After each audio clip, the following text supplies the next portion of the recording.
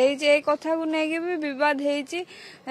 ସେ ମାନେ କୋରାପୁଟ ଭାଇ ଯୋଉ ବୋଇତ ପୁନେଇ ଟାଇମରେ ଭାଉଜଙ୍କୁ ବୁଲିବାକୁ ନେଇଥିଲେ କୋରାପୁଟ, ସେଠି ମାନେ ଏଇ ରେକର୍ଡ ସବୁ ଭାଇ ତା ମୋବାଇଲରୁ ବାହାର କଲେ। ଆଉ ଗୋଟେ କିଏ ଗୋଟେ ପୁଅଟା ସେ ଭାଉଜଙ୍କୁ ଭାଉଜ ତାଙ୍କ ମା ଆଉ ଭାଇ ଗୋଟେ ଛୋଟ ଝିଅ ତାଙ୍କ ସହିତ ଡାକିଥିଲେ। ତାଙ୍କେ 3 ଜଣ ଯାଇଥିଲେ। ତ ଭାଉଜଙ୍କ ମୋବାଇଲକୁ କିଏ ଜଣେ ଗୋଟେ 50,000 ଟଙ୍କା ପଠେଇଲେ ପୁଅଟେ। ତ ଭାଇ ପଚାରିଲେ ଆଉ 50,000 ଟଙ୍କାଟା କିଏ ପଠେଇଛି କହିବାରୁ ଭାଉଜ କହିଲେ ତମକୁ ଏତେ କଣ ଦରକାର, ତତେ ଏତେ କଣ ଦରକାର, ମତେ ଯିଏ ପଠେଇଲା, ତୁ ନହେଲେ 50,000 ଦଉନୁ ମୋ ମା ଡକ୍ଟର ଦେଖେଇ। କହିବା ପରେ ଭାଇ କହିଲେ ମୁଁ ତ ତତେ ଏବେ କୋଲକାତା ଚାରିଆଡେ ନେଇକି ବୁଲେଇକି ଆଣିଲି, ଆଉ ମୋ ବାହାଘର ହେଲା, ମୋ ପାଖରେ ଏବେ ପଇସା କାହିଁ ମୁଁ ତତେ ଦେବି।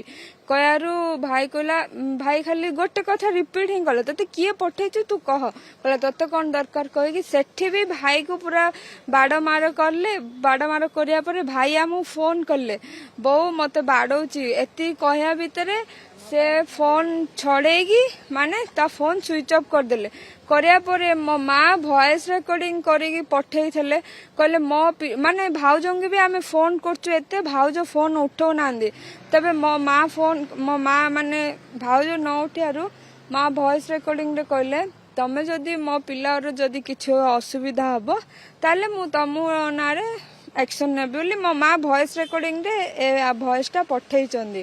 ସେ ଭଏସ ବି ଆପଣ ତା ଫୋନ ତଦନ୍ତ କରନ୍ତୁ, ଯାହା ବି ତା ଫୋନରୁ